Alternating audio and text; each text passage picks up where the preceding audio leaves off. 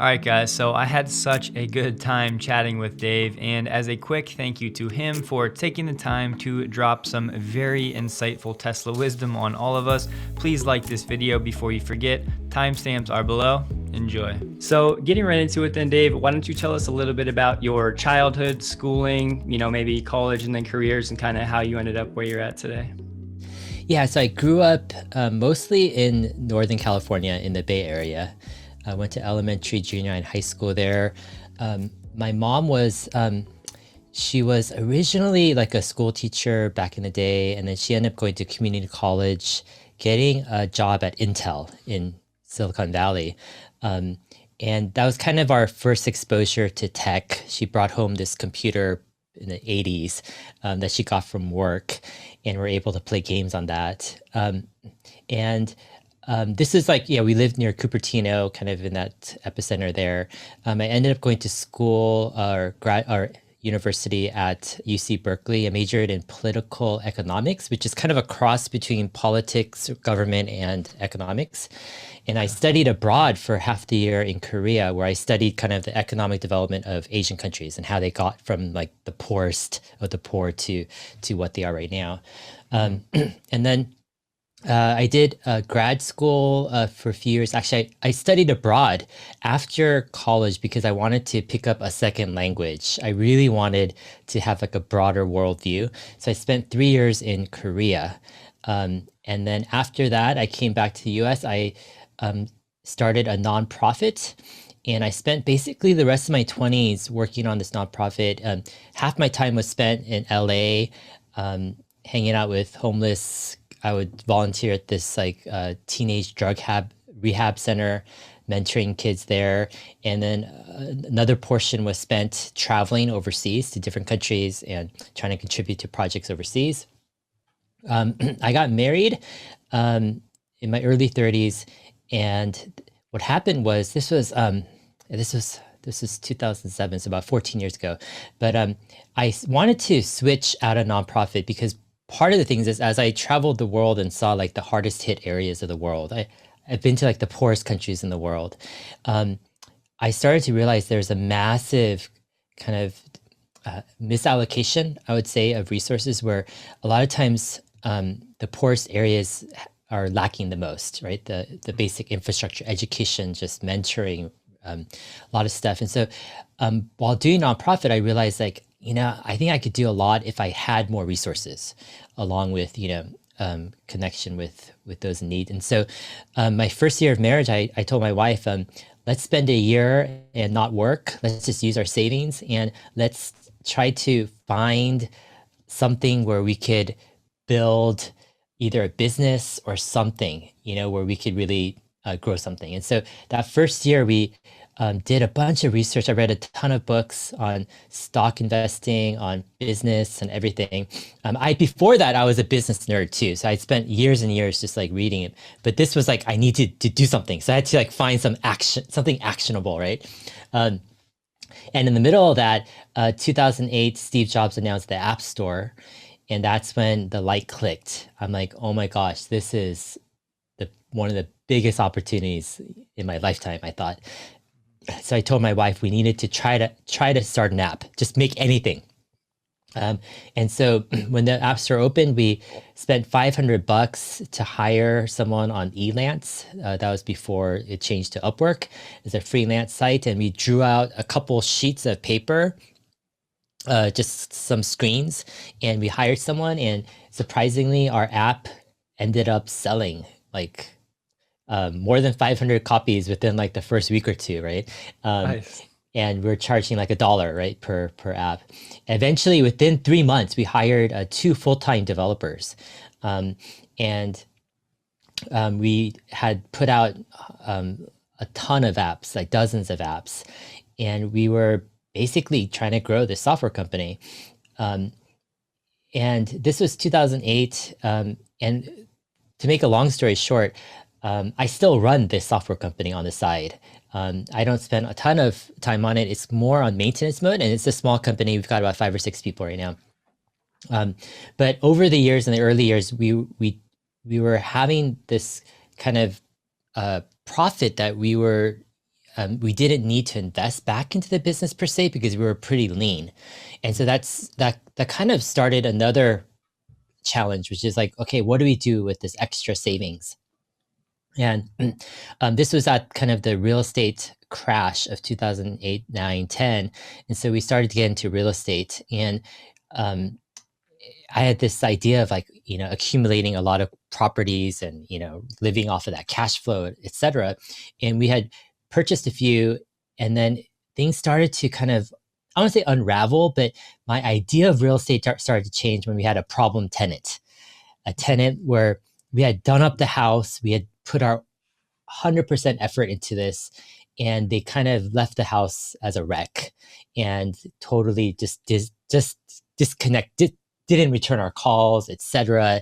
And I'm like, I don't know if I want this landlord tenant relationship. I don't know if I really like that, and I want to spend decades, building that type of portfolio. And so that's when I started to look into more companies. In 2012, I was introduced to Tesla, and I did a bunch of due diligence, months of work on this company, and started to invest our savings into that company. And eventually that started to take up a lot of my time because I realized just tracking the company wasn't easy. It was like I had to talk to all of these owners. I probably talked to hundreds of owners over the years, just trying to figure out what their experience is, trying to understand like what type of competitive advantage this company has or doesn't have. And so eventually it became like a full-time job for a few years. I was just like completely in it.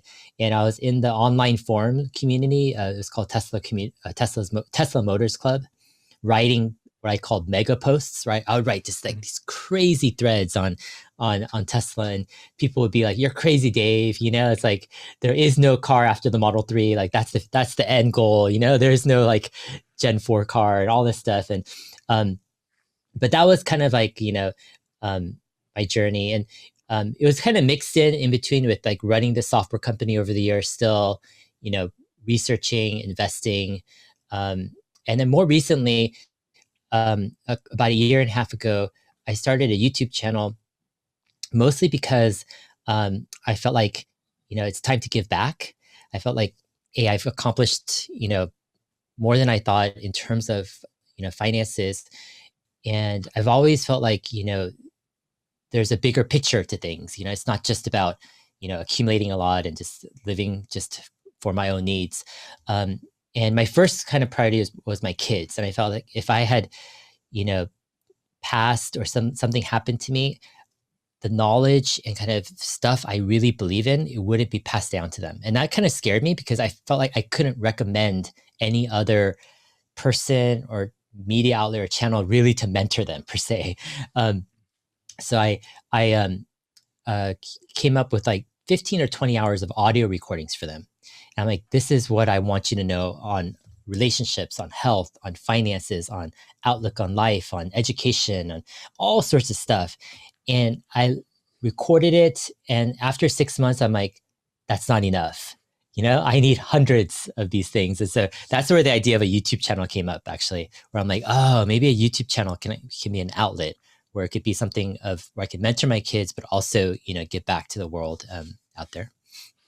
Awesome. There's so much there, but that's funny you say that because my wife and I had the idea to start a YouTube channel for our kids. We don't even have kids yet, but the exact same reasons, just to say like to teach them stuff in case something were to happen to us, or it'd be cool, right? I think about like my parents being able to go back and have that for them. I think that's a really cool idea. But in terms of the first app that you developed in the software company, what sector is that in, or can you share a little bit about what you're doing? So it was a health tracking app directed to women, and it was kind of one of the first in its genre, and it's done quite well over the years. Built up a good following.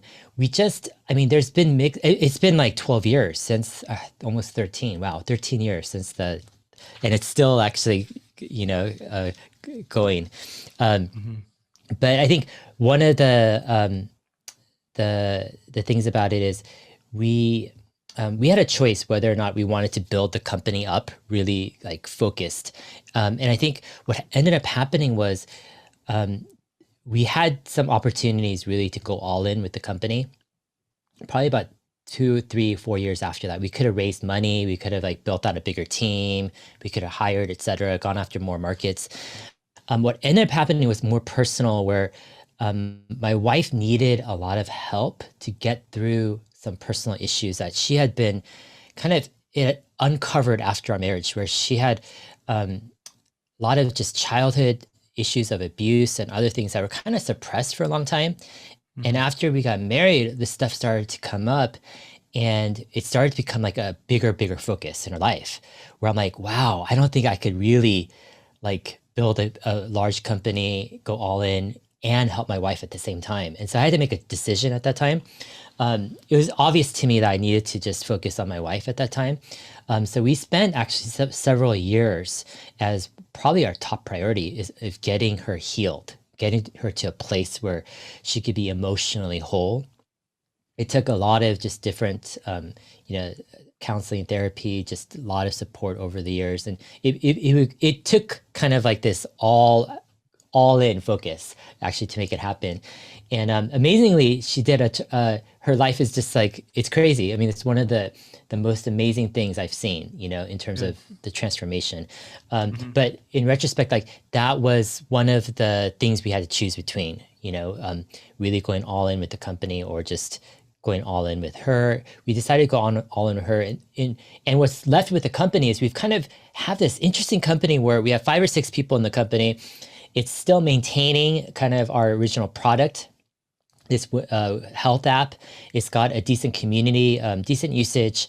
It pays the bills. It's a self-sustaining company, but it's not something that we have kind of a bigger vision for. That we're still struggling with that of what to do, kind of, especially when it gets to this point where, in terms of finances, investing is kind of in terms of returns, it's just more worthwhile right now than kind of a company at this stage. And so it's kind of like, it's kind of it's something I wrestle with a lot. It's kind of like, what do I do with this company? Because like, that's the other thing. I've got this YouTube channel too. That's this another kind of almost business side thing too, business venture. So it's a struggle sometimes juggling this stuff. I can imagine. Do you want to share the name of the app in case people are interested, or would you rather keep it private? I mean, it's I've never shared the app name actually. Let me hold off on it. The reason is because it's got a large community of people, and it's a large app that I'm not sure like the people in the app, I haven't really shared publicly who, like, I haven't really, I kind of want to respect that. Like maybe I need to be more open with that community first. It's been something where, we've, but I'll share eventually, but it's one of, it's been a long time kind of popular health app. Okay, awesome. And very glad to hear that your wife is doing better. But tell us a little bit about your current life situation, if you've left anything out so far in terms of like where you're spending your time. You mentioned YouTube and that company. Is there anything else business-wise that you're working on? And then location, we know you have the RV and like to travel. So just share a little bit about that and maybe how you got started. Yeah, so we're splitting our time between our home is in Austin, Texas. We moved there about 8 months ago. And we also have actually a home in Southern California where some of our family and friends are. And then we have an RV. It's a 25-foot kind of Mercedes Sprinter-based RV that fits us well for now. I have kids ages 3 and 6. And we travel in that RV probably a good like 3 or 4 months out of the year to national parks and state parks and beaches, etc. And then we spend a few months, in SoCal and Austin. I'm hoping to take my kids overseas for the majority of the year, like going forward. Like I'm hoping to live overseas most of the time. That's like the aim, because I feel like one of the traps, especially with the US, growing up here myself, like is it could be insular. Like sure, there's diversity in the US and it's a great place, but there's so much more to the world than just what happens in the US. And I think a lot of times people can think, this is the center of the world. This is all that matters. And for me, the most kind of transformative experiences have come when I've gotten out of that bubble, into places that have just been, very uncomfortable. And so I want to give my kids that gift early on. And so, yeah, we'll see what happens. I think they're starting to get to the age soon when we're traveling longer periods of time will be more manageable. For sure. When it comes to Tesla early on, what was it that drew you into the company? Like, where did that fascination come from? Yeah, I think the first thing was I was looking for a big opportunity. So it wasn't like I kind of accidentally, I mean, there's obviously luck and, fortune, etc. But I was really, really prioritizing a big investment that could return, like, let's say a 10x within 10 years or so. One of the reasons is because back when I got married, after I got married, I spent this year, I'm like, wow, the best hedge fund managers, they could average maybe 20, 25% or so. And I'm like, if that's possible, I want to find those secrets and I think I could do at least as good. And so if I factor in 25, 30%, per year, every year, over 10 years, that's actually, a huge compounding effect. And so I'm like, I'm not looking for the safe play. I'm looking for the investments that can really outdo, outperform anything else out there. And so I remember as we funneled our kind of money from our company into our bank account, my wife's like, why are we putting our money into a bank account with 0% interest, right? I'm like, because it's to motivate us to find that great opportunity. And she's like, this makes no sense at all because like we're sticking it. We literally had it in for a few years at 0% interest. And I'm like, no, I wanted to burn a hole in our pocket so we could really, find that great business investment opportunity. And so I was just, focused on finding that opportunity. And I ran across some posts online about Elon Musk and Tesla. I started to watch some of his interviews and I got fascinated by his thinking process. I'm like, wow, this guy actually not just understands business, but understands technology, understands where the future's headed. And I have this mixed thing where part of me is cautious and skeptical. Part of me, I like to take some risks and I like to kind of go outside of the norm. And so, in that process, I'm like, okay, I use that skepticism to really try to do due diligence on Elon Musk and Tesla. So I watched literally every single interview I could. I remember after like 2 or 3 months, I was just doing these random searches on Google, trying to uncover hidden articles or interviews by him. And I would spend hours with random Elon Musk searches with quotes and all these different symbols, trying to find the random, lost interview of Elon Musk. My wife thought I was completely crazy, right? And then, we started to invest in 2012. And one of the things was like, I need to find out how good this car is, And so I PM'd, private messaged dozens of early owners at Tesla Motors Club. So any person who bought the Model S early on that was posting, I was just like DMing them on Tesla Motors Club. And I was asking them like, what was your previous car? Why did you buy this Tesla? How does this Tesla compare to your previous car, etc.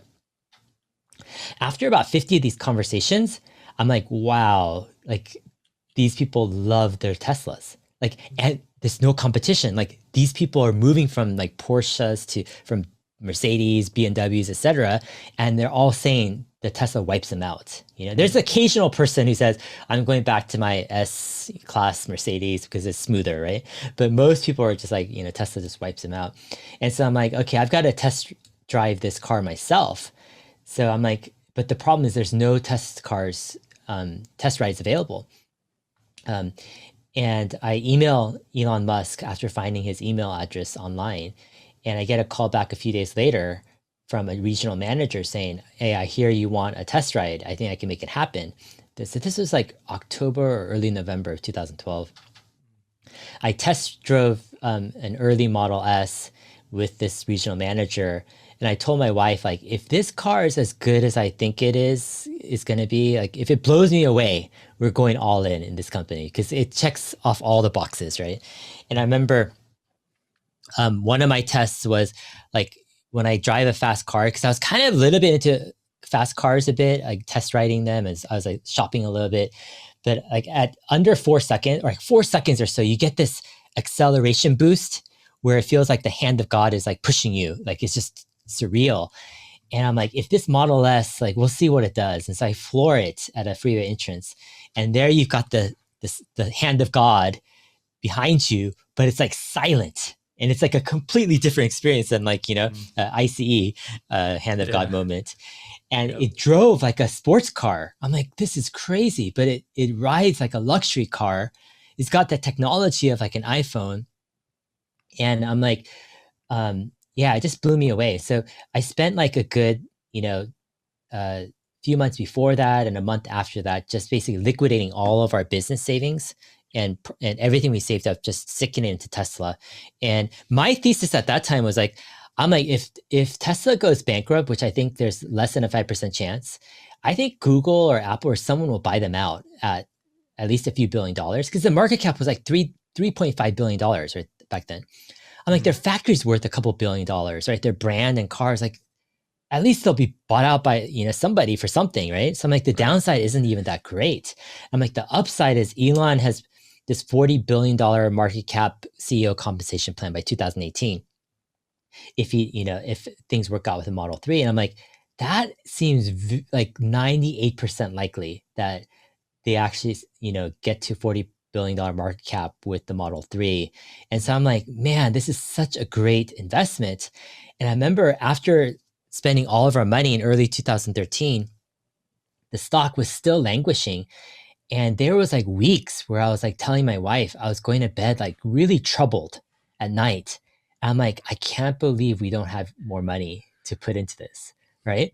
I'm just like so distraught. I'm like, if we just had $1 billion, oh my gosh, we could get 1/3, right, of Tesla, right? I'm like, can you imagine that if we had even 30% of Tesla, right, for $1 billion right now? Like, this is gonna just be like, this is gonna be the next big company, like. And I was to spend weeks of agony, just like not having enough capital. But, those were the days, it's like one of those like rare opportunities where it's like, it almost feels like time was frozen and the whole world was just asleep, to this opportunity. Tesla had already won the Motor Trend Car of the Year with the Model S in early 2013. It was evident that that they were going to do well. But it's just for several months, like everyone just slept on that company. It's so interesting. The stock was frozen for seemingly 5 years before it had any real significant moves. You're absolutely right. That's true. After that as well, like after 2013, it got stuck as well. Mm-hmm. Yeah. Speaking of Elon, any update on getting him onto your channel for an interview? Not something I could share publicly. Okay. Yeah, but I'm trying to, get him on. I'd love to ask him questions, like more legacy questions, like long-term, like I want to pull out the insights that he has in terms of how he's able to build multiple companies, kind of like the priorities and the lessons learned. My motivation is like, I want to look back maybe 10, 20, 50 years later and say, oh, this interview or hopefully series of interviews, we'll see, is something that future generations learned from and got inspired from and really took, what Elon learned. But we'll see. Yeah, hopefully we'll get something, but I don't know. No news right now. Sure. Yeah, no, we'll all be rooting for you for sure. Everybody in the community. I think you'd be an excellent person to do that interview. So good luck with that. But before we leave Tesla stock, and not financial advice for everybody watching, but tell us a little bit about how you're viewing it from here going forward, right? Are you still accumulating via dollar cost average? Do you have an exit strategy? Just share a little bit of how you're handling that. Yeah. So my original strategy was I actually overextended myself where, we put everything in and then we actually like had some money for like a down payment for a dream house that we were looking for. And we ended up just sticking that all into Tesla options. This was like when Tesla was about maybe $11 split adjusted, Mm-hmm. and we ended up converting most of that into shares at expiration. This is back in 2014, 2015. But those shares were kind of extra shares. They weren't really shares that we had intended to to acquire in the beginning, um, and I had to take on margin to actually exercise some of those shares, and so it took me like 2 years of just like a little bit stressful. It wasn't a huge percent of margin. It just was stressful having, a good size margin out. And so it took us 2 years, but we paid it off. And the idea was we would take these extra shares that we got from like these exercising options, and we would just liquidate them, you know, like, you know, maybe a portion every year for 5 or 6 years or something, right? It turned out that the stock was languishing for such a long time that we just ended up holding most of that without really selling much. And we've sold a portion of that, but we still hold like the majority of that. And so that probably will be the first group of shares to that we liquidate over time, and we'll still keep that original kind of amount that we invested, which is basically our entire life savings in the beginning. Okay. But yeah, right now I don't have a lot of income, so I'm not able to really acquire a lot of new kind of positions. It's just, um, yeah, so it's mostly just managing our current kind of portfolio. And then also there's always these new opportunities that come up. And so, for example, recently we had a opportunity to invest in a fund that's invested into SpaceX, and SpaceX is one of those companies where I'm like, I think it's underrated. I'm like, I think people are sleeping on SpaceX. Most people don't understand what they're doing. They're like building out the next space economy, the space frontier. What they're doing with Starlink is just crazy. Um, and so, yeah, I would love to put more into SpaceX over time. I just think people are sleeping on it so much. And there's some other companies and trends I'm following. Like, yeah, I'm like I think DeFi is extremely interesting to me, and Yeah. I think it's gonna redefine different parts of of how the world works. And Mm-hmm. so, yeah, who knows? But I'll probably over time um, use some of my Tesla holdings to basically start new investments.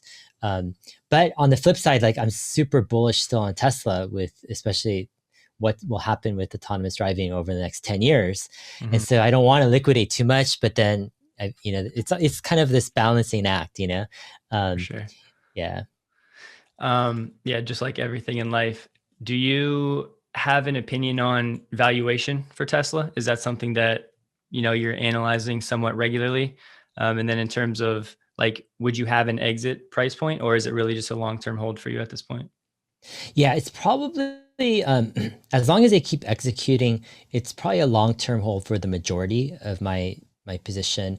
Um, I mean, it's gotten to a point where because it's like done 100x, from my original investment, like even liquidating like a couple of percent is very significant. Where it's in terms of like the capital it provides for other stuff, and so Mm-hmm. um, yeah, but in terms of like exit, um, yeah, or valuation, your original question was, I think about it a lot actually, and I think about it a little bit perhaps differently than most people.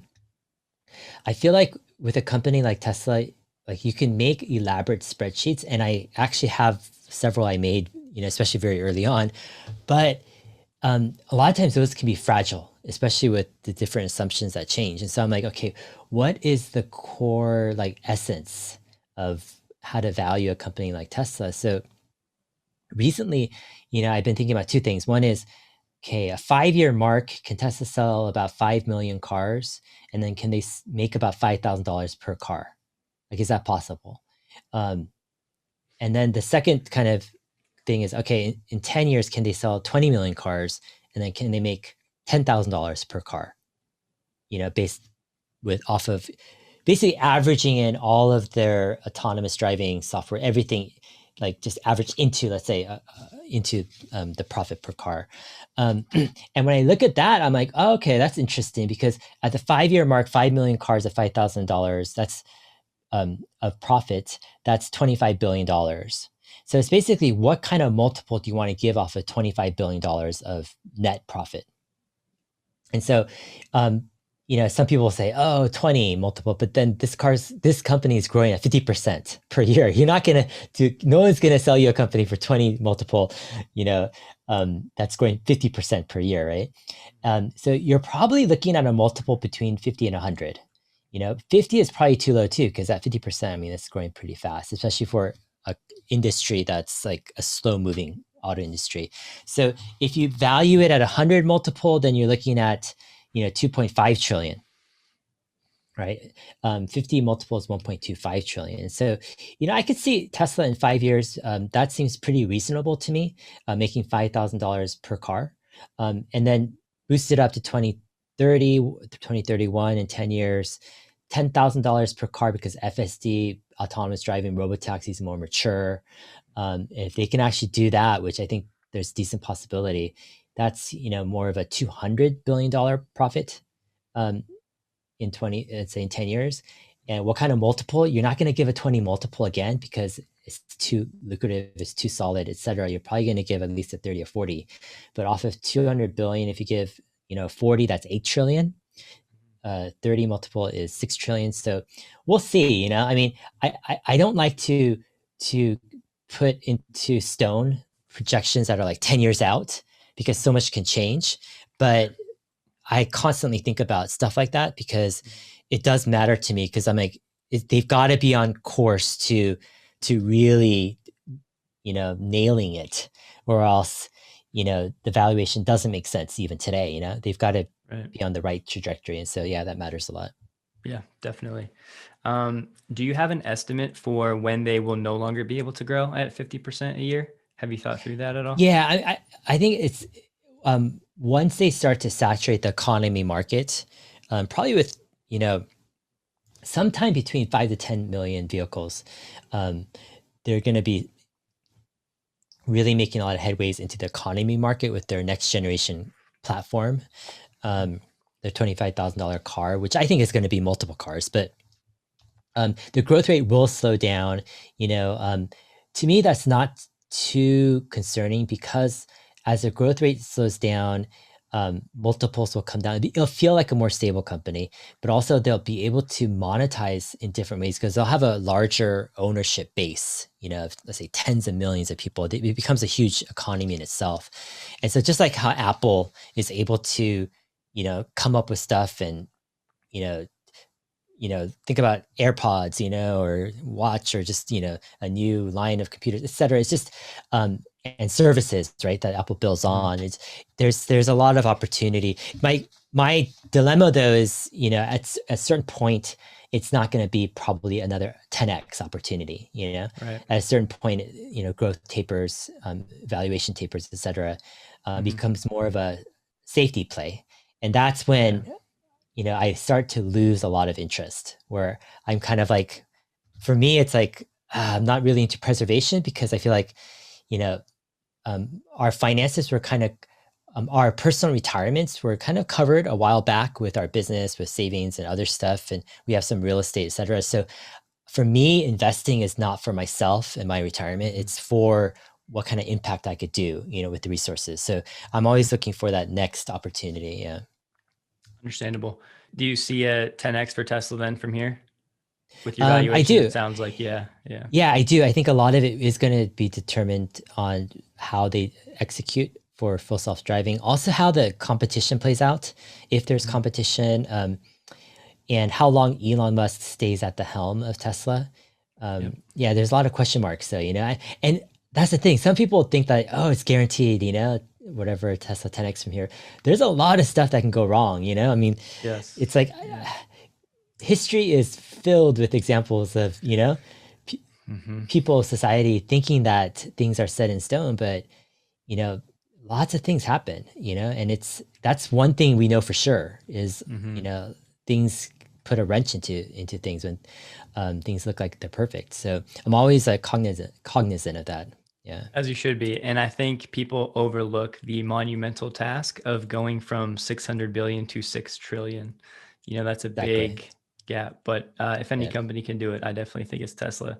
But you Yeah. mentioned multiple cars when talking about the $25,000 Tesla. What do you mean by that? Yeah. So the Elon doesn't want to talk about it too much because it will cannibalize their current vehicle lineup. But the future of Tesla is not the Model 3 or Model Y, which Model Y, they're planning to sell 1.5 million vehicles if possible. But the future is the next generation platform, which is I call the Gen 4 platform. Right? Elon mentioned it as a $25,000 vehicle. The reason being is because the vast majority of vehicles are sold in that economy class, right? Around 25,000. Once you jump up to 35, 40,000, like it radically lowers the demand for vehicles, right? Mhm. And so for Tesla to jump into the economy class, they will get an order of magnitude greater demand just by getting into that economy class. Now, in order to satisfy the demand, it's like it makes sense that this will be multiple vehicles because the economy class is huge and people have different needs, right? Some people want slightly larger vehicles, higher vehicle, lower vehicle, hatchback, etc. And at that point, it's going to make sense to make different vehicles because you can use that platform, the chassis, the parts, all that stuff interchangeably, but you can make the car look and functional differently. So that's why, for those who follow Tesla carefully, you'll notice that Elon mentioned that the China designed $25,000 car will likely be different than the European designed $25,000 car. He's actually mentioned it as two separate vehicles. Um, Again, that makes sense to me.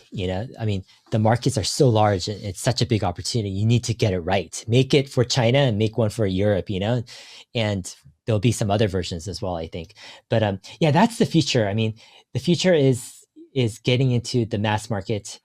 Tesla is still a luxury market car maker, but once they get into the economy market, that provides true scale, and then they can monetize with the software, right? By these software packages, full self-driving, extra features to get kind of software-like margins, tech-like margins, and that's where people just, I think. That's the unbelievable growth story of Tesla in the next 10 years. Yes. I don't know if people are completely catching it, but yeah. I totally agree. Do you think we will see another cyber version of a car outside of Cybertruck? Like, will that become a line or is that a one-off? I hope it'll become like a line or something. Because like Mhm. to me, a smaller Cybertruck would just actually I think would appeal to some people. Mhm. And a cyber car or smaller SUV or something. I don't know. It just seems like it could be almost a separate division or separate type of line of Right. cars. Um, yeah, I love the look. It's definitely unique. What are your thoughts? Do you think do you have a Cybertruck order? Are you a fan of Cybertruck or what's We are. So we actually don't okay? have an order yet, but I work at home. My wife doesn't work, stays at home. So Mhm. our car is paid off at the moment, and we're Yeah. kind of on a similar path as you, right? We want to be like financially free and able to move and be mobile, but we're torn between a Cybertruck and a Model Y. We'd probably trade in the car that we have. But to answer your question, I certainly it's possible. I really don't have a strong opinion one way or another. I could see it being like a one-off vehicle just because they do have so many things still in the pipeline that they need to deliver. I mean, the semi, the 4680s, the Roadster, the $25,000 car. I mean, that's a lot of work. And then you add in like mega pack expansion and all of that. So the van, I'm hopeful, Mhm. but I'm not sure I would bet money on it for whatever that's worth. Mhm. Got it. Um, but let's talk about the beta version 9. We know you just got it. So, what are your initial impressions? Yeah, so I got it about 10 days ago.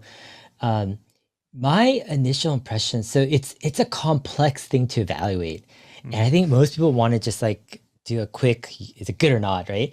And True. the difficult part of it is there are parts of it that are really good, Mhm. meaning it's showing a lot of improvement with vision, perception, what it picks up. Sometimes it navigates and drives extremely well in extremely difficult situations. And so the good part is there's a lot of progression, a lot of improvements, and it's amazing technology that's out there, you know. And this is on my December 2017 build Model 3, right? It's probably like, you know, almost 4 years old, yet it's probably the most advanced car, you know, on the road out there right now. It's crazy Yeah. by a Yeah, software it update, is. right? Uh-huh. Um, It's awesome. on the on the flip side, I think some of the expectations for full self-driving beta have become so high, where people think that this is like almost perfect. It's like no intervention drives everywhere, above all this stuff. And Mm-hmm. my experience is that sure, no intervention drives are possible, but the reality is, in a lot of cases, it's going to do a hiccup here and there. And some of the hiccups are going to be quite drastic and shocking and nerve wracking and at times dangerous, where it really requires you to be vigilant at all times, because it is rough. And it's this version, for some reason, it's a bit cautious. I think what they've done is they lowered the aggressive rate because they took out radar out of this version. And I think they maybe felt there could be extra bugs because of of legacy dependence on radar, some code. And so they've lowered the aggressiveness, I think, of how fast it takes certain maneuvers. And because of that, it actually adds, so it is safer if you, for example, if you're in a tricky situation, you stop. Sometimes it's safer because you don't run into something, right? But other times it can be more dangerous because a person can back end you, or it can feel like the car doesn't know what it's doing, right? Mm-hmm. And so I think a lot of like stuff that's happening with this V9 version is the aggressiveness level has been lowered because Tesla's more cautious with this first build. It feels more jerky, you know, stopping more, etc. But we'll see. I mean, Mm-hmm. my kind of 2 cents on everything is my conclusions are: number one, full self driving is way more difficult than I realized before getting this beta. Like I thought, you know, Tesla was almost there, but after getting this beta, I'm like, wow, there's like so many circumstances that are so complex. Because I put myself in the position of the car, like what would I do if I was a car in the situation? It's so hard to figure out. I'm like, Yeah. I could imagine like most companies just would be so scared to try what Tesla's doing because it's just Mm-hmm. like They so wouldn't do it. crazy. Yeah, it's just Yeah. crazy. Um, and on the flip side, I realized, oh, I think it's gonna be a while. I won't say while like in terms of decades, but like Tesla first has to get vision to the place where it's as good and then better than human vision. Right. That's going to determine a lot of their foundation of what they could then build their planning engine on to plan around. But I don't think vision is as good as human vision right now. Tesla vision. I think it's still going to be another year or two, you know, before that happens. Right. And then they have to build their whole planning engine around that better vision and make it feel like it's driving better than a human, right? So we're looking, yeah, I think probably a good at least year, um, if not year and a half or 2 years till full self-driving beta becomes relaxing enough where it's like, wow, this is really good. I think initially they could do a wide release. It's just going to be rough. You're going to have some mixed opinions. Some people are going to love it if they're the early tech adopter crowd. If Yeah. you're kind of more of the late crowd where you just want a good product, Mm-hmm. you might be disappointed with the early wide release because it is Sure. rough, you know. It's going to take like a year after that, I think, for it to get really like relaxing. And then after that, Yep. they're gonna have to hash out all of the bugs and get vision even better in planning. So Mm-hmm. maybe a couple years after that, you know, before we see probably initial Robotaxi rollout. But Right. yeah, but it's exciting because it's like after getting the beta, I realized like I don't think I really had this like this growing stronger conviction that I don't think people are going to be nearly as courageous and ambitious as Tesla. Like who in the right mind would let, you know, like all these beta testers out with this version where they have to be Mm-hmm. vigilant over it. Um, it takes this balance of risk and kind of cautiousness, right? Where you, and I think Tesla has the right balance right now. It's just, yeah, I think it's a competitive advantage though. Mm-hmm. The difficulty of this problem. For sure. Yeah, it's a very interesting topic. And they're going to catch a lot of flack for taking these risks. You know, the media is going to crucify them in a lot of ways. And I think that will only get worse as this spreads to a wider audience. But Mm, you're right. I mean, you have to weigh the other risks of not taking these, whatever you want to call them, chances to further the technology. Because if you look at the number of deaths without it, then you can see pretty clearly this is such an important technology because human drivers stink sometimes. So, it's a really important project. Um, yeah, definitely.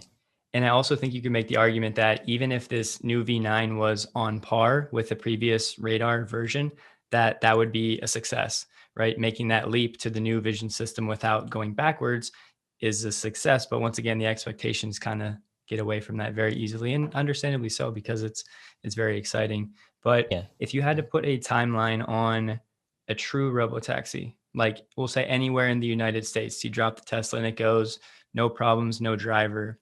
With knowing what you know now, what would you guess for a time frame? Yeah, so there's two kind of versions of that. One is like maybe a limited rollout in a city like Chandler, Arizona, where they have the loose regulations to have robotaxis like that. Um, the thing about a place like Chandler, Arizona, is you could geofence the taxi a bit um, to to have it where it could be going on roads that maybe Tesla knows better, right? And kind of avoiding situations where it might be difficult or they've never gone before, etc. So by having kind of a geofence location, Tesla can roll out a robotaxi earlier than if you know you have robotaxis that could take people anywhere. Like Mm-hmm. take me to 2 hours away or something. And so, in terms of this limited robotaxi kind of situation, I think Tesla can roll out those type of robotaxis. Probably, let's say we get wide release of the beta end of this year, early next year, and then let's say it takes a year to get to a place where it's pretty relaxing and it's much more capable, and then within a year after that, I could see the first limited rollout of kind of these limited version robotaxis, right, in areas where maybe geofenced and it's driving in more confident areas, and then I see the rollout as being more incremental from there. Like it's going to be where it's like another location, another region, another city that has, lacks, and then it's going to increase its area of coverage, where it could drive and the situations it could drive. And so it's not going to be the switch on, I think. I think it's going to be more of this like, dimmer switch that gets turned on and over time. And it'll probably be a rollout of it's going to take a long time to get to the full robotaxi, place, but Yeah. probably after the first initial limited robotaxi rollout, probably within a year you'll have greater scope, and then maybe within a year after that you have like a really really greater scope, like in terms of Mm-hmm. what a robotaxi can do, right, in terms of its coverage and abilities. So you think we could see a full blown one prior to 2025? I think maybe around there, that's where Mm-hmm. I'm thinking. um, Yeah. my kind of framework is, the compute power to train the neural nets, it appears to be growing at about 10x per year. Um, Okay. and a large part of the limitations of neural nets is the size of the neural nets. Like in recent AI kind of research, it's like the bigger the neural nets you make, the better the performance. But the problem is you have a training bottleneck. It takes forever to train these neural nets. And that's why Tesla's investing so much into supercomputers. But pretty soon we're going to see Tesla investing billions and billions, probably eventually tens of billions into supercomputer training computers Mm-hmm. to train these neural nets, right? But what I see is that if there's a 10x compute increase every year on training, that directly is going to impact the size of neural nets. And I think we're going to see probably around like a 10x improvement, every year in neural net performance. People, it's hard to pick up what that 10x improvement is, because maybe it's like 10x more objects, better, more defined, all this stuff. But it's going to get to this place where it gets closer and closer to human driving, and then it quickly surpasses that. because after it reaches this tipping point, so up until the tipping point where it gets better to human driving, it's going to feel really slow. People are going to rag on it because you just have several, video clips of, for example, the whole like Gali monorail video clip where, the car almost runs into the monorail. You just have a couple clips like that, and it's so easy to bag on full self-driving because you're like, this sucks. This would kill me. So up until the point of the tipping point where it's better than a human, it's going to be ragged on and it's going to feel like forever. But after that tipping point where it's like, oh my gosh, this tries really, really crazy good, then it's still just going to do its consistent 10x improvement that it's always been doing over time. Yeah. But at that point, it's just going to go into superhuman like territory very, very quickly, like within a couple of years after that, and never going to look back, right? And that's like kind of the interesting thing about this autonomous driving thing is like it tricks people into misjudging it, because if you don't look carefully, you think it sucks because there's always something to pick at. But you don't see the underlining 10x improvement year over year over year, right? And eventually the inevitable tipping point, the crossing point, right? But if you look at it from that perspective, then it changes the game, like you're able to see it, I think, more objectively. I wish more people could see exactly what you just said and hear it, because you're right. So many people, especially in the general public that don't follow this problem closely, pick out a few things and say, oh, it's never going to happen. They're never going to do it. And it's easy to write it off. And I understand it, but it's a very important point. At this point, what % of the time when you're driving version 9 are you stressed out? Is it like 50-50 where you're like anxious to figure out what's going to happen, or what would you say to that? I think when with V9, when there's no cars on the road and I'm in an area that's clearly marked roads, then it works great. It's like it's pretty cool. It's quite impressive. If I'm in clearly marked lanes and an area that's clear, and there's lots of cars, that's when it starts to get kind of like, okay, what will this, like if I'm driving straight, it's no problem. But it's during these, like if I'm going into a parking lot, sometimes like a few times yesterday, I was going into a parking lot, and right at going into the parking lot, it stopped. And the car behind me like nearly, ran into me. I'm like, why did this stop? I'm like, what the heck? So there's like all this stuff that happens like occasionally like that, where I look back at the footage and like there's this weird median that the car, I think, wasn't sure what to do. Version 9, because it's cautious, like Tesla could just easily up the aggressive level and it could probably go through that fine. They just lowered, I think, the aggressive level where when it's unclear, it kind of sometimes just stops to be safe. But then that leads to a different set of challenges where it could be more dangerous, right? But yeah, those are some of the cases. I think a lot of this stuff might be cleared up in the next few releases as they kind of say, okay, radar is out and we're catching all the bugs. And now we're going to boost up the aggressive level again, back to, where it used to be. I think actually it could be radically better at that point. I'm just not sure like if it'll be though at the point where it will really feel like relaxing, like it's really, helping me drive in most situations. Right now, I'm helping the car. I'm training the car. I'm like teaching the car and happily doing so. But at some point, it's going to make the change. But yeah, it's definitely not, I think, right now. Yeah. In terms of this new single stack that Elon is talking about on Twitter, I know you've had some really interesting conversations with James Duma, kind of like an AI expert. Do you have any input on what that is, like to explain it for people to kind of help them understand what that means? Yeah. So my understanding, so for those who aren't aware, there's James Duma. He has a playlist on my channel with over 20 videos that goes over kind of the technicalities of full self-driving. Fantastic series. I encourage people to watch that if they're interested. My kind of take on the single stack is single stack from the beginning is hard because you want to iteratively improve different parts of your neural nets. And there's like there's a ton of different neural nets they're using for different parts of driving, and so it's a very complex structure, and you don't want one stack for everything because in the beginning, because it slows you down. You want to just say, okay, maybe there's one neural net we want to focus on for the next week or two, and you roll out an update just for that, rather than having to integrate everything into one thing. Eventually, though, yeah, that makes sense once you get everything more mature, and then you can leverage kind of your expertise across all the networks. But yeah, the gist of it right now is Tesla is hodgepodging, kind of like just putting together all these different neural nets for lots of different types of functions. And they're slowly aggregating these functions together over time. Like one example was they came out with this kind of a bird's eye view. Elon calls it the mind of car view, where on the map, it shows you all of the cars, all the people, signal lights, everything in the car, around the car. And it's stitching together like all 8 cameras, the views. And it's also adding the depth and location and velocity of all the objects all together.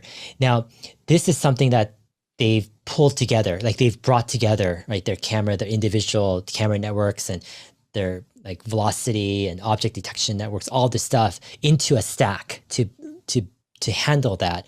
And it's given them superpowers in that field, but there's still other stacks involved, like with, different driving situations, let's say a parking lot, or, different, ways to drive, or different things to interpret. And so there's still a lot of different parts that are pulled in together. Eventually, all of the stuff will come together. The holy grail is, so there's 3 parts to autonomous driving. One is perception, which is the vision part, understanding the world around you, right? Like all the objects, how fast they're going, what is dangerous, what's not, et cetera. And then the second stage is a planning stage. It's a planning engine. How do you navigate that world around you? And the third stage is just action, just taking the action of braking, accelerating, turning, et cetera. Now that's the simplest. You just program and tell what to do. The vision part is the hardest, because if you don't have the best vision to understand everything, whatever planning you do, it's going to be faulty planning. Like it's going to be bad, So you need to get the vision nailed first. And then after vision, then you nail the planning. And the thing is, what most people don't realize is Tesla hasn't really focused on nailing the planning yet. It's because they're working on the vision. Once you nail the planning, what you do is you do like reinforcement learning, where Tesla takes millions of different driving habits of people, how they turn, what part of the lane they get on, how they slow down, how they accelerate. They take millions of cases, run it through these neural nets to do basically, right now their planning is mostly heuristic code, which is basically like rules telling it what to do. They're going to replace that all with neural nets and millions, probably tens of millions of cases of actual human driving behavior. And the result is it's going to feel like a human, like the best human driver ever, because it's taking like the aggregate of all the best behaviors. Yeah. But that's still like something that Tesla, I think, is dying to do. It just needs to solve vision first, right? Mm-hmm. And so a lot of this stuff with version 9, it's like, it's a work in progress, right? It's still the first stage of vision, trying to nail that, right? And eventually it'll nail that. Eventually it'll nail planning, and eventually, we're going to see some crazy robotaxis on the road. In time. Like I think Gali said, this should be called Tesla Vision version 1, not version 9. It would be a good nomenclature. Yeah, actually, I don't know if it's. I would actually probably disagree with that, because the vision problem Tesla has been trying to solve for the very beginning. So, like the planning. Like in the beginning, like Karpathy, he talks about this, like most of their code in the beginning was handwritten code. And what they did was they started kind of the whole autopilot thing with taking neural nets and starting to apply it to a portion of that overall experience, which is starting the perception part. So autopilot has been this journey of Tesla slowly growing the vision stack, actually, from just a portion of so this is the whole code base. All of it is human written code. They started with a little bit of neural nets to figure out what's around, and they're growing this. So before, for example, neural nets was applied to each individual camera view, and then they had to figure out how to way to that's like hodgepodge it all together. But this, I would say maybe it's version 1 of kind of like them combining all of their vision type of input sources, right? But it's not just that, because they've added on a different layer where they've added on the function of radar. So radar could determine velocity and depth of objects, but what Tesla's done is they've kind of reverse engineered kind of how to figure out velocity and depth of objects through just cameras. So they can look at like where this vehicle was a split second before and 1 second before, and they can figure out where it's headed and how far it is from different in relationship to different objects. So this is the first version V9 where I think it finally pulls together all of that stuff, where it brings all of the cameras together into a fusion view. It brings together the functions of the radar, the depth and the velocity of all the objects, kind of tries to present this comprehensive, outlook. It's another step. It's a major step, but it's just ongoing of Tesla trying to nail the vision, right? And they still have some work to do in that field. Very good explanation. I am going to title this video, Dave Lee Exposes Hyperchange in new interview. Yeah, no, Gali's great. I've had him on my channel a few times, and he always has some interesting, great insights. But of course, just kidding. Yeah. But in terms of other companies that might have a chance to beat Tesla to full self-driving, are there any? I mean, like, how closely are you following Comma AI and Waymo and all these other operations? Yeah, so I'm planning to actually interview George Hotz next week with Emmett Peppers, actually, diving into more of his approach and his stack. I think it's hard. It's hard to beat Tesla because, so for example, you've got the data problem, right? Where Tesla has over 1 million cars feeding its data, and Tesla is aggressively using that. And I don't know how you can get a 1 million car fleet with, let's say, $3,000 worth of hardware on there to collect data. That's not an easy feat to do, for existing anyone. And then you've got this issue of kind of the neural net performance and training. So for example, how do you get started on full self-driving, generalized full self-driving with consumers when your product completely sucks? It can't drive at all, right? Or barely. And you need billions of dollars of compute power to train the size of neural nets that you need to be decently capable, but you need the data. So you need this crazy amount of data. Then you need these crazy big, huge neural nets that need to be trained by huge supercomputers that cost billions of dollars, just to get to this place where where Tesla was at years ago, and people were laughing at Tesla and ragging on them and being crucified in the media. So do you really want to spend billions of dollars, on computers and hardware and the cars and data and all this stuff only to be crucified in the media and for people not to buy your product anyways, because Tesla's product is multiple orders of magnitude better, right? Man, this is a tough issue. It's a tough problem to solve, I understand why people want to do LiDAR and maps, because it's much more straightforward. You don't have to deal with, crazy, like people, posting videos of it doing wrong maneuvers. Like, you control the experience, right? You have your driver, you monitor it, you do whatever. You have geofenced areas where you get better and better over time. And you you give ride-hailing taxis in that area, and you incrementally increase, right, the areas that you service. And you go for the metro areas first. That makes sense, actually, in some ways, It's just the scalability is a problem, the cost, right? Some people like LiDAR, but a lot of the best LiDARs, they're pricey. And that's the thing. The cheap LiDARs, they don't have the capability of really doing what some people think LiDARs can do. See through snow and rain and all these difficult situations. You need the pricey ones. That's why Google is spending, like over $100,000 on their systems, in addition to the price of the car, because they need the best red lidars, right? And that stuff is it's not scalable unless you're just doing like, limited taxi rollouts in metro areas around the world, which, Right. could be a decent business. I'm not gonna Yeah. say it's not gonna exist. Yeah. For sure, I totally agree. I think it will be in it, like in the big cities. And I actually used to live in Chandler, Arizona. I used to be a financial advisor, and that's where I went for Nice, training. nice. It's a really nice area, and all the streets are like squares, so it's easy and it makes a lot of sense. Yeah, Um, yeah. so before, yeah, I guess we can move on. Let's share like a typical day in your life. You seem like a very highly productive, like efficient, focused person. So just go through like a typical day and kind of what that looks like.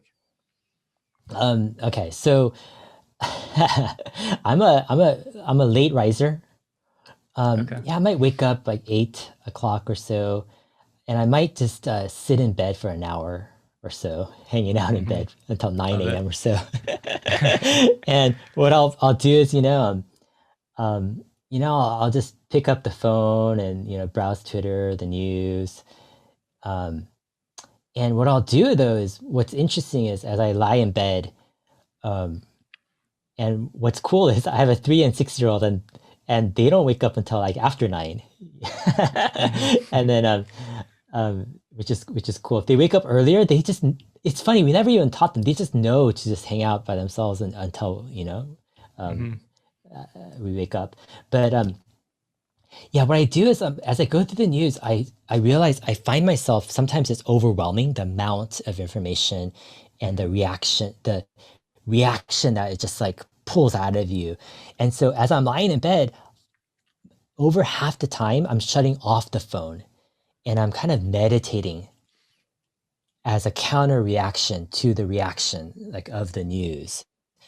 And so I'm doing this like parsing through. So I might see a tweet or see a news, and then it elicits certain reactions from people and even from myself, and I shut it off. And for the next 5 or 10 minutes, I'm like trying to get to the essence and trying to to to make things clear in my mind where I don't have anxiety or this kind of unsettling feeling, or I'm at peace.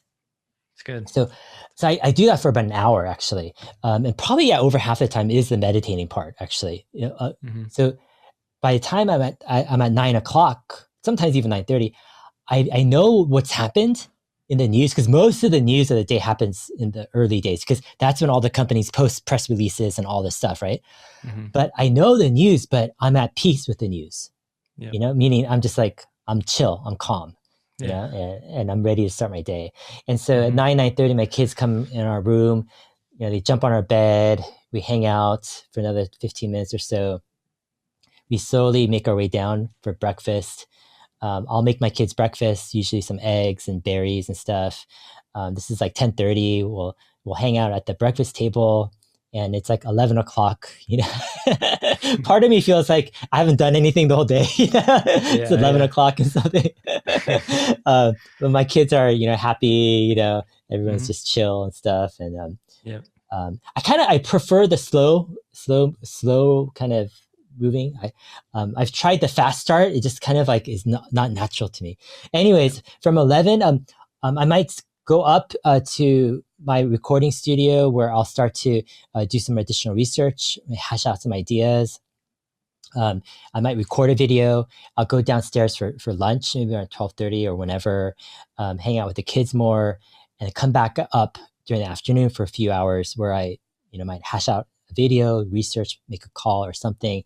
I'm kind of like, I try, one of my biggest things is I try not to do too much.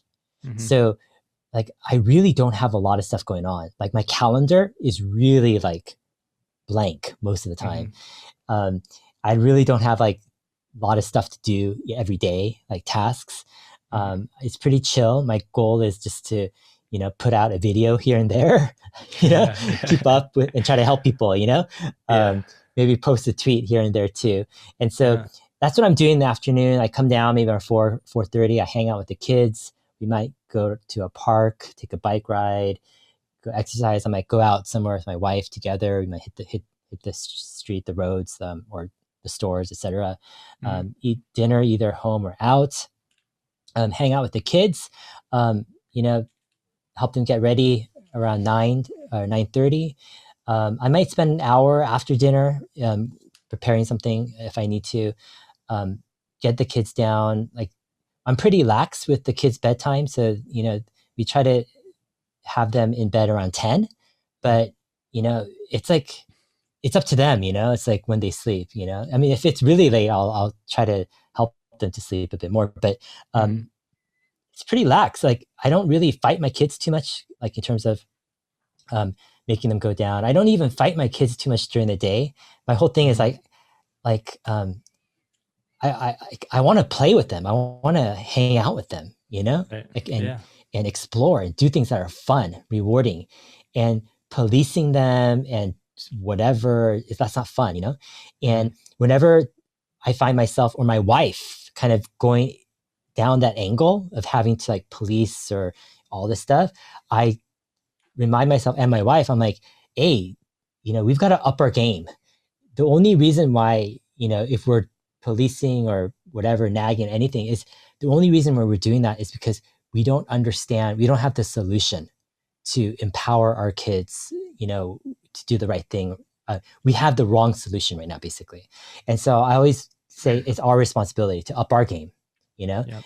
um, we should be having the time of our lives with our kids every Mm-hmm. day, right? And if not, then we need to look hard and you know try to find a better solution. And so that's a Mm-hmm. lot of my parenting actually is like trying to find better solutions. But the result is most days are just like, yeah, it's just a time of my life. Like it's Mm-hmm. you know, I get to interact with people around the world. I get to help people. I get to share. I get to keep up to date.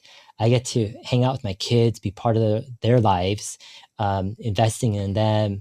I get to explore, travel. You know, it's just yeah, I couldn't be more thankful. Yeah, than yeah how I'm spending my days. That's awesome. That is a very beautiful season of life to have the ability to do that. You know, so many people would love to have their schedule look like that, and they don't. So it's definitely a gift to be able to do it. And I'm actually kind of coming out of a season that's like that, and I'm still in Mm. it. But I have some other business ventures that I'm working on now that I'm starting to time block more, and my activities are ramping up. But super grateful for the season that we're just coming out of. Um, do you have any, just real quick, do you have any like eating philosophies? Like, is that something that you've looked into, longevity, or, how to have energy, and like, do you have any Yeah, opinions there? yeah. I mean, that's actually been a big theme for about 10 years. Mm-hmm. So yeah, I started this journey where I'm like, I need to get toward optimal health, right? What is that? And like eating is a big part of that. And so I'm like, what is the optimal diet? And I've tried, I wouldn't say almost everything, but I've Mm-hmm. tried a lot of different diets, you know, Yeah. or different types of stuff. And, you know, I've tried, you know, kind of like all the extremes in a way, like eating all vegetables, all meats, high fats, low fats, even going vegetarian, vegan. And these aren't just light experiments. I've actually tried, like, I was vegan for 2 years, actually. I mean, that's pretty a long time. It Um, is. and I've had ups and downs with this. I think a lot of times it looks all rosy from the outside until you go into it for a few years, and then you start to see the downsides. Vegan, the downside for me personally was I started to eat too many carbs. Um, it just wasn't enough protein, and the protein that was available just wasn't that palatable over time. The first year was, but after that it became difficult, and I found my health actually worsening because of just too high of a carb content. Mm-hmm. Where I've come down to now where I'm at is like we've been pretty much like almost completely organic for about 10 years. Our Awesome. majority of our food shopping over 10 years has been at farmers markets. We actually like are going, we get the most of our food. So we have this big cart we take to the farmers market, get most of our stuff there. Um, and I'm into this kind of ketosis kind of cycle where if I need to lose weight, I will go high fat, low carb. If I Mhm. don't, I will slowly get off of that, but I'll still manage my carbs. Um, and I know how to kind of tweak that. I know like how much I need to manage. Um, and I've kind of gone into this place where, uh, I'm actually seeing the value of meats in terms of health. Um, I know I always get comments from people saying like, that's terrible, that's the worst thing. But Yeah. that's my journey. I mean, it's just how where I've been. I've tried Mhm. the other opposite extreme as well. Um, Yeah. and I've got into this world of supplements, kind of natural supplements over the past maybe 4 years or so. So I take about 20 or 30 different supplements in the morning, always trying Okay. out stuff. Um, Yeah. and one of my things was like, I wanted to get to this place where I wasn't catching a cold every year. Like every year, about Me too. 4 or 5 years ago, I was catching a cold maybe 2 or 3 or 4 times a year. Yeah. I hated it, right? And it Hmm. was getting kind of scary because I was getting like kind of asthma at times, bronchitis. Um, and about 4 years ago, I finally found kind of uh, what seems like a solution for now, where I haven't really gotten sick, Hmm. since that time. And it's just a whole mixture of like 20 or 30 different supplements Yeah. that I take every day. And then I'm also, lastly, the past few months, getting into a new field. It's kind of like energy healing field, where um, it's a cross between acupuncture, acupressure, um, kinesiology, and kind of a little bit of different.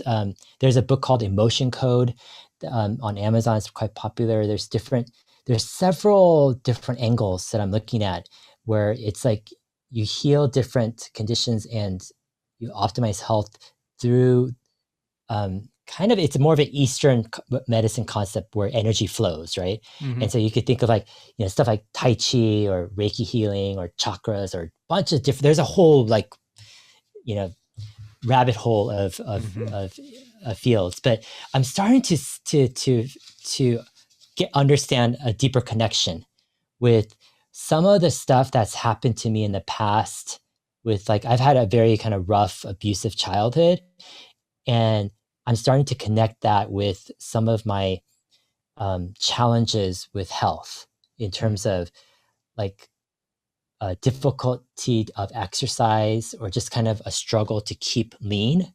Like I'm starting to find some breakthroughs recently, actually, where Good. um, yeah, not enough to like share like a solution per se, but Sure. just um, enough to find value. And so it's this constant journey for me. I feel like Mhm. right now I'm 48, but up until 30, like I felt like you know like my body was invincible, and then from 30 to 40, I started to feel a little bit of the holes, and after 40, I'm like, this is like something's working against me, and Yep. Yeah. I've got to fight it to the best of my ability, and Hmm. figure out what I can do, because this is a force to reckon with, so it's definitely a huge priority, yeah, that I deal with. Awesome. Yeah. Thanks for sharing. And it's definitely so personal, right? Like what might be life saving and life changing for one person might actually do some harm to somebody else. We're all so unique with Yeah, different yeah, yeah, DNA. yeah. And so that's important. If you could only pick three supplements to take, which would you pick? Three supplements. My first choice would probably be a wellness formula. So it's mostly vitamin C, but it's a bunch of herbal stuff put together. Supposedly, a bunch of people in Hollywood take it, and like actors, not to get sick. Hmm. And you can find it in any health store, but it's kind of like the basic. Um, I think go to. I think to kind of in terms of supplement, if I had to pick just one, that would probably be it. I think Okay. everything after that would probably be second place. I mean, there'd be a Hmm. lot of different second places, after that. But that would definitely be first. Some of the stuff I take, I don't even know what type of impact it really has. That's the Right. It's problem, tough to tell. I know. Yeah, it's tough to tell. Like, like for example, I've been taking cod liver oil supplements for like, the longest time, for maybe Hmm. 7 years. It's like, what's the impact of that really on my health? Like, do I Right. know? Like I take this like mushroom supplement Uh, it's a comprehensive mushroom supplement of like maybe 8 or 10 different mushroom type of thing in a tablet. And do I really know exactly what that's doing to my body? You know, Hmm. it's like, and I don't, it's hard to tell, you know, Yeah. unless you isolate just that in a situation where you can replicate it or something. Yeah. Um, but I mean, to me, that's kind of, I like the challenge of those situations because a lot of times most people in that type of unknown, they kind of like revert to a passive uh, kind of shy, um, non-risk taking, you know, approach. For me though, I'm like, where we're headed with body and health is eventually I think we're going to be able to isolate and we're going to be able to measure and track every single impact of everything that's to our body. I mean, this is the eventual road. I don't know how many decades it'll take, but Sure. you know, I eat a hamburger and I will be able to, we will eventually, I think, as a human race, be able to figure out what exactly that hamburger does, short term and long term. Hmm. You know, that one hamburger. Right now, it's Agreed. completely impossible, you know, to figure out all of the different connections, right, of how it impacts our body. But Right. that's the road we're headed on. Um, and because of that, a lot of stuff we're just not sure right now how it affects Hmm. us, you know? It's And true. most people, until they know for sure, they discount it. One example is like meditation 10 years ago, people just like laughed at it for the most part. But once you get some studies that say, oh, meditation actually, you know, is proven to help with certain X, Y, and Z, then people are like, huh, maybe it's okay. And then you get some stuff that popularize it, like say Calm app or Headspace or something. And then it becomes part of society culture, right? But that process usually takes a few decades, you know, to get from Yeah. the fringe to popularization. Um, but yeah, there's a ton of stuff. I would say, I would venture to say the majority of stuff that I think is helpful and really interesting is in that space of it's very foreign, it looks Hmm. dangerous, and you know people don't want to even venture there. Right. But I'm all for just you know trying it out and in a measured way, you know, and Hmm. yeah, so that's where it's Love at. it. Are you a coffee drinker or do you drink caffeine?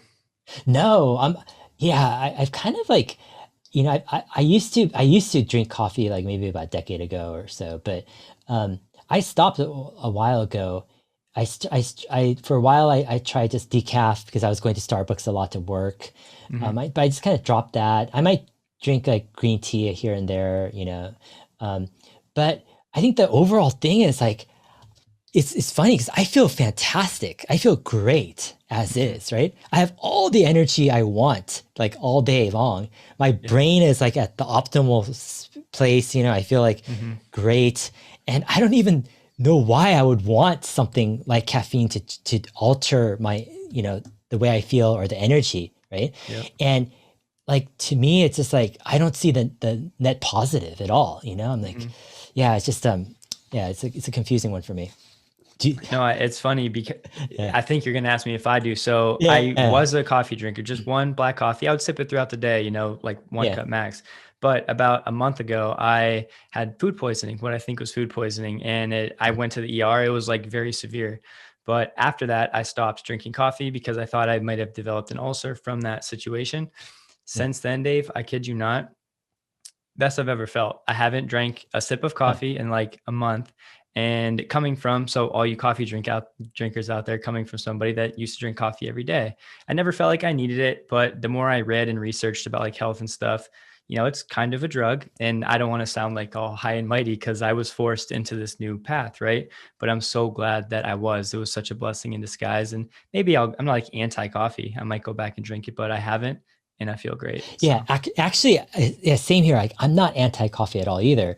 Like, mhm, you know, supposedly there are some studies that, you know, like caffeine can help you, you know, for in certain sure. amounts. And yeah, I mean, that could be plausible. And yeah, the other thing is like coffee, sometimes it just tastes really good. It's just like there's It this does. taste, you know, it's just like, yeah, I respect that. You know, it's like, hey, I understand that. And there's a chance maybe at the right amount in the right way, it could actually be beneficial and healthy. And maybe I'm in the wrong, you know, maybe I'm Sure. missing out.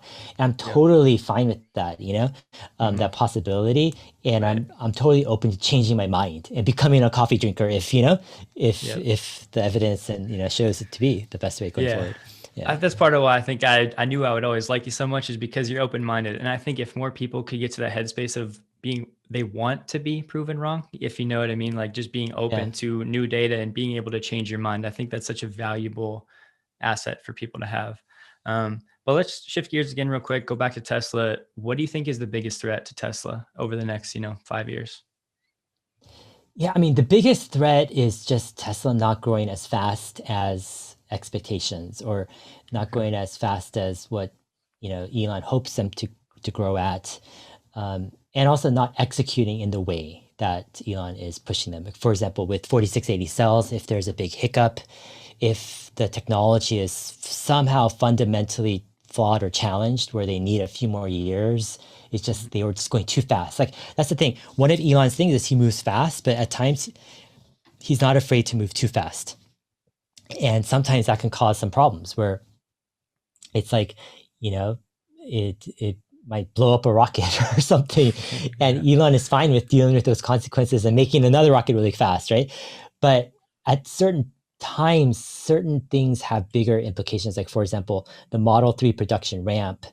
Um, if you overcomplicate it with machinery and a so-called alien dreadnought layout and all this stuff, it could Mhm. compromise your company's ability to potentially survive, And so it's a balance. You want to move super fast, but you don't want to move too fast where it endangers kind of the future of your company to the point where it's hard to recover. Like, you Mhm. want to move fast enough where there's always some risk, because otherwise you're moving too slow.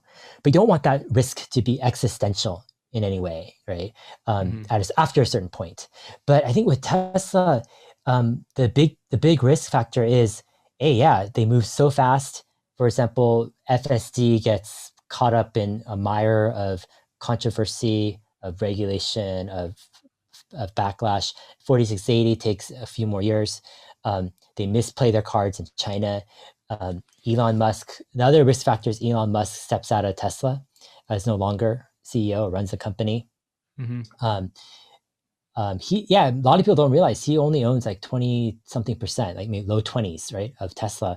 Um, and his CEO compensation plan is probably going to be fulfilled in a couple of years. So he's not going to have probably um, as much motivation as he does now to stay on after a few more years. So either Tesla extends another CEO compensation plan, or Elon might just move on to SpaceX and just go with SpaceX full time. And in that case, Tesla still likely will do well, but um, it's always unknown. Like, that's the other thing is a lot of situations, I think, are so complex, and there's so many factors. It reminds me of kind of like this idea of systems thinking, where you have so many factors that it's really impossible to predict the outcome in a reliable manner, because each factor affects the outcome in some, not just the outcome, each factor affects other factors, which affects, impacts the final outcome eventually. And so I think that the same thing with Tesla, like, or any company, like 10 years out or 5, 10 years out, um, there's a lot of risk factors, Mhm. and to deal with. And that's why investing gets rewarded the way it does, Yeah. because, you need to, that's the thing. It's like, as an investor, you become comfortable with risk, but you weigh the risks. Like, hey, how big of a risk is this? What is the reward? Is the Mhm. reward a 5%, appreciation every year for big risk? Or do we have moderate risk or minimal risk with, like, 30, 40% appreciation every year, right? And to Mhm. weigh those risks. And so, Right. um, yeah, I think those are kind of the biggest risks at hand, overall. But again, I think the upside is is worth, you know um, exposure to those risks. Yeah, Even though they aren't trivial risks by any means, I think. for sure. What about external threats? Do you see any of these legacy automakers or a Rivian or a Lucid, growing in a similar way as Tesla did over the next decade, where they could actually challenge? Are there Yeah, any external threats? I mean, the way I look at it is, all auto hardware is just commoditized. It's a losing game. It's game over. If that's how you're trying to make money. And so the money is going to be made on the software side with autonomous driving features. And so it's going to be a software business, basically, where you sell the hardware for free or low margins, and you get all of your profit via software. Um, in that type of world, the automakers really only have one choice, and it's to partner with a software maker that can take on Tesla's autonomous driving efforts.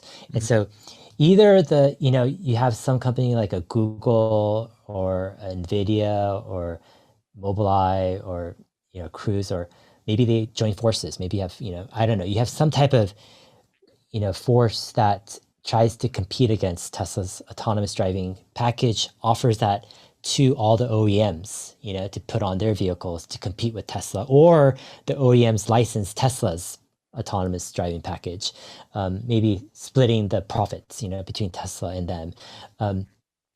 But yeah, I don't think it's a complete dead end for automakers. But I think they'll need to, radically adjust their strategies going forward, and Right. realize that they provide a piece of the puzzle, which is hardware, but the ultimate value is software. That's how the industry is going to get monetized, going forward. Right. Outside of Tesla and all of their technology, what is the most exciting technology for you in this season? Maybe outside of DeFi. Is there anything else that you're watching or excited about? Yeah, I mean, to me, neural nets is probably the most fascinating. On the side, I'm kind of running some side projects in my company with a developer, where we're doing some neural net experiments with just different problems to solve, and it's fascinating to see the developments. I mean, I think we're in, like, the world is slumbering and sleeping, while AI is like just going through the most massive exponential, changes every year in what it could do. Um, think about it. Just a few years ago, AI beat the best, player in chess and then in Go, and now it's like, you know, AI can. It's, you don't even think about, any human can compete with, AI with in these games like this. But the pace of change is so fast. Um, I I'm fascinated by the idea of could it be that, I wouldn't say almost everybody, but could it be that almost everyone is underestimating the impact of AI in terms of how it will impact, influence, and shape the future kind of world, society, governments, economy, businesses, products, services, etc. That's kind of my thinking is, could AI be the dominant theme for the next 10 years? Um, but yeah, everything else kind of feels like almost second place compared to AI, just because of the magnitude of what it's trying to do. Yeah. Yep. That Go documentary was awesome. I really enjoyed it. Quick on Bitcoin crypto space. One, has your strategy changed through this, downturn? It's kind of been bouncing around between 30 and 40K for Bitcoin at least. What is your investment thesis moving forward for like the main three, Bitcoin, ETH, Cardano? Yeah. So I kind of have two minds with crypto and Bitcoin and other, assets there. I have a long-term mind, and then I have a short-term mind. The long-term mind is like, I'm looking at more at a philosophical point of view, the long-term type of thing. And it's extremely complicated in some ways, because there is immensely, I think, positive things about crypto and the crypto economy that will reshape the economy, property rights, freedoms, etc., going forward, economic opportunity. But there are also concerns with, there are certain things embedded in crypto that I feel like kind of take advantage of human greed and fear. And, it's prone to very, like, yeah, it exacerbates certain human behavior, that isn't the prettiest of things. And there are some question marks or concerns with that on the long-term philosophical side. On the short-term side, when I kind of discount or just remove those long-term, ideas, on the short term, I actually look at things very practically and somewhat technically, but I'm like, okay, yeah, the lower Bitcoin crypto goes, the more bullish I am short-term price wise. The worse the sentiment gets, where it gets like so pessimistic, people are just like giving up and just whatever. I mean, Yeah. I thought it was great. I won't say great, but it was the first good sign when people were like, "Oh, I'm buying the dip. I'm buying the dip at 55, 50,000, 40,000. It's never gonna go lower." I'm like, "Huh, okay." I'm starting to get more short-term optimistic and then when it hangs out at 30, for a while, I'm getting, interesting, and people are getting almost exasperated, by the price action. When is this going up? Come on, come on. And then they're hoping like 100,000 by the end of the year. I'm still on, right? I'm like, okay, there's still so much hope left. So I'm like, okay, if this hope gets crushed, then it's actually going to be more bullish, Right. It's like kind of the reverse of what some people think. But yeah, Right. once people start thinking, oh, 100,000 is out of the door, or it's completely impossible, right? And we're just headed back down to under 20,000. Then it's like, that might be actually one of the most bullish times to pull the trigger on a bigger, Bitcoin or crypto investment. But that's just like my mindset. It's just a trader mindset, completely opportunistic, like going As against you the should flow. be. Yeah. But I think that's how you play crypto in the short term. If you want to play, you got to have kind of a contrarian view, kind of you're able to divorce your feelings in a sense, Right. and see kind of that long-term crypto economy is here to stay. It's like no matter the sentiment might be really poor, but the innovation is still happening. Like yesterday I was doing research on this whole um, Axis Infinity. Have you heard of these guys? They're a Mm-mm. play to earn game that's going crazy in the Philippines. Okay. Their crypto coin is AXS, and you basically buy. It's kind of a cross between Pokemon and crypto uh, kitties, and it's a Okay. game where you buy NFTs, but you play the game, and it has a coin, and it's trying to become a metaverse where it kind of as all super ambitious projects are, it's trying to take over the world, become its own world, etc. But Yeah. it's basically become the fastest growing game in history right now. Um, Wow.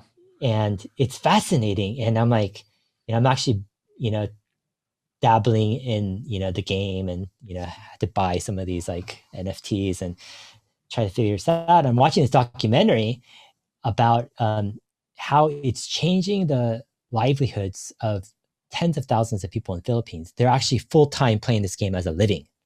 Wow. That's And awesome. there's all these communities that are forming that are just like, that's their job, is playing this game.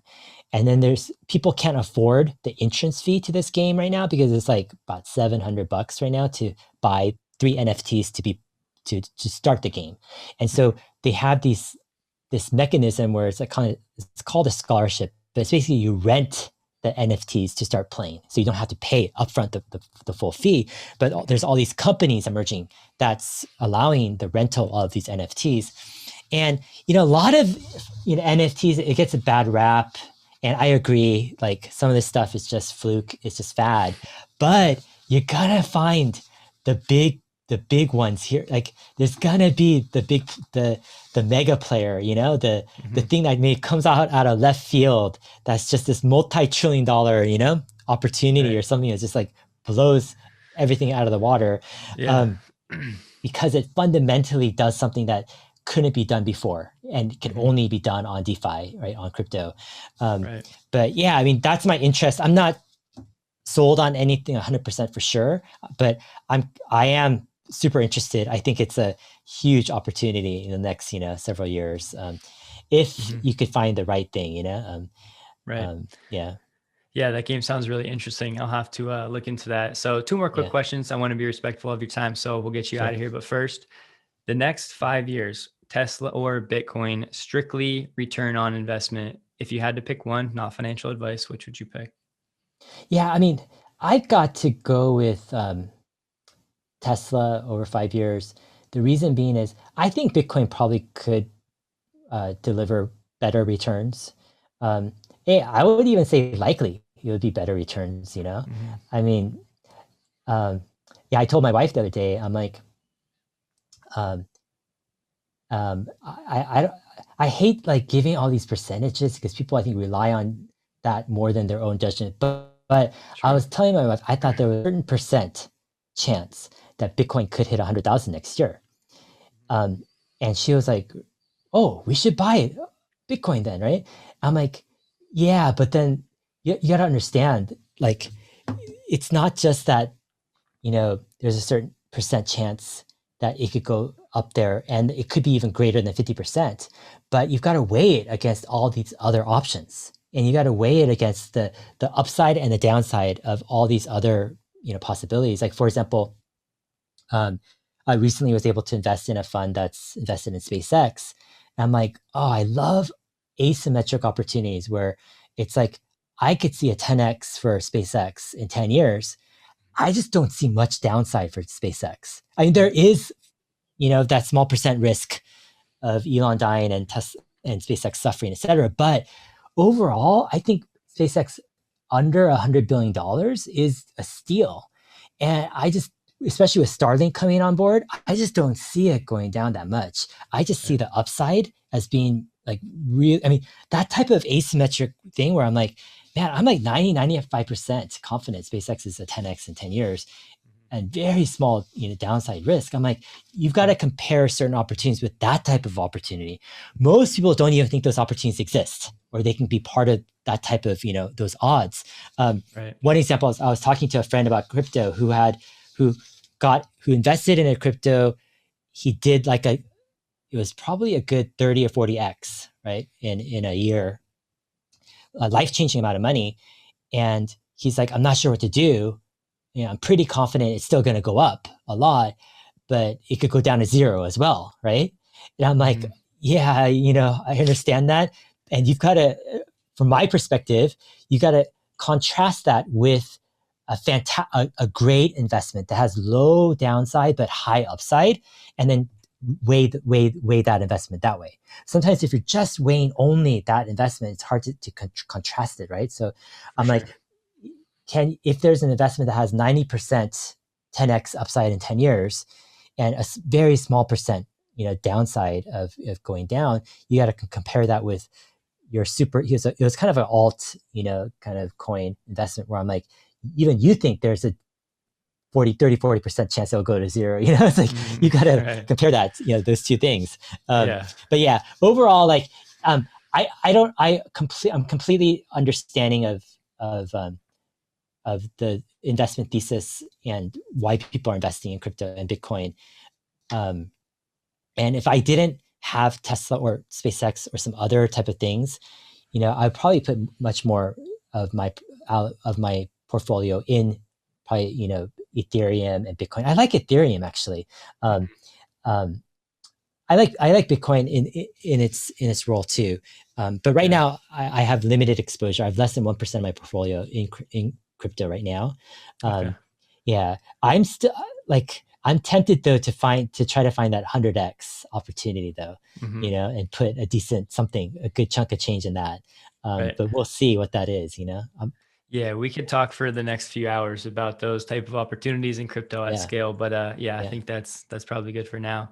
Um, to wrap it up, like the best maybe life advice that you've been given or life advice that you'd like to give that has kind of led to you being where you are today. If it was, a habit or a thought process or risk taking, anything, the super broad question, but what would you say to people if posed with that question? Yeah. I mean, it's a kind of a tricky question because a lot of the stuff I hold on to, it wasn't like it's not really told to me by people. Like most of the stuff I learn the opposite way. Like for example, people tell me something, but I just find that's flawed. I learned it the opposite You're way. wrong. It's like for example, like I'm like reading some books or watching the videos on like certain habits, that can make you rich or something. And all I could think about is how wrong, this approach is or all the flaws, to the approach. And so Right. most like life advice, I'm just like, you know, most advice I've received, it's just like I learn because it was just so wrong. Mhm. Um, I feel like a lot of times life advice is so pat and trivial. It's spoken from an angle of like, oh, I've got to figure it out. You're so young and you're so inexperienced. Maybe you'll figure it out too if you just learn from me or something. It has an undertone, where I'm just like, something about it is just really rubs me the wrong way. Um, so yeah, that's where it's like, that's where with life advice, it's like one of the things I like to do is I like to find things that like are true, that I really like stand the test of time, where 5 years, 10 years, 15, 20 years down the road, it's like I hold on to as this is true. Like this is, and it's something that like is very, very like important. Like one example is like sometimes there's a group of people that might be, I might, find myself talking to a group of people and they're talking negatively about a person or bad mouthing a person. And for me, I just learned early on that there's something like about that energy that really just is draining to me. And I just like, it just isn't helpful and productive at all. Right. And I've kind of latched on to this thing of like, if I have a problem with someone, I'm just going to either hold it, just forget it, move on, or I'm going to talk to that person about it and try to resolve it, give them person a chance. And I'm not going to mess around with like, ranting about this person to another person. And it goes against everything that I feel is like, smart, or not just smart, just, but it comes down to this thing where it's like those type of ideas, they've been stuff that I've been able to refine over maybe 20 years or longer, where at first I had the hunch something is wrong when my friends keep on ranting and venting about other people, right? It's a hunch in high school or something. And in like college, I might just be like, oh, I don't want to be part of this. I'll just walk away or something, right? Later on, 5 or 10 years, it's like I start to understand it better. I'm like, oh, that's why, I don't like it. It's just like, it's something about the energy. It just robs me, or it's a habit where, you just get sunk into this and you can't, there's no opportunity to fix the relationship. You're just, and then after like 20 years, it just, the realization grows where it's just like, I'm able to just at a step of the dime, tell the group, see you later, guys. I just don't play in this field, Right. Like, yeah. if I have a problem, I talk to the person, good luck with you, talk to you guys later. And so it's kind of like developing those type of insights, where intuitively, like it's right, it's true. You might not be completely convicted, and everyone else might not agree with you. You might just be like the only person who thinks that way. But over time, it just grows, and that understanding grows, where at a certain point, and this might sound kind of crazy, but at a certain point now in my 40s, I probably have like dozens, if not hundreds, of those type of insights and convictions that I've just really developed over the years. At first, they just seemed like I was crazy, that I was just this lone, just renegade, and I didn't understand it, and I wasn't confident in that as well. But just over the decades, growing in that, not losing kind of that intuition that I was on the right path, and just doubling down has led to this place where it's like, yeah, it's just like, that's what fills my mind. And that's what gives me kind of like this confidence and this edge where I can evaluate things. I can evaluate relationships, evaluate situations, tackle new areas quicker. It all compounds, where it's like all this stuff just adds to a toolbox of understanding. And it's reached a point where it's like, I can't believe like what's at my disposal right now. It's just like, I'm like, whoa, this is insane. And I don't even know how I got here, because I don't even know who told me like to do that. It was just something like it happened over the years, So yeah, that's just, I don't think I've ever shared that advice or that story with anybody ever before. I don't know if it's life advice, but it's just kind of in reflection, kind of some thoughts though.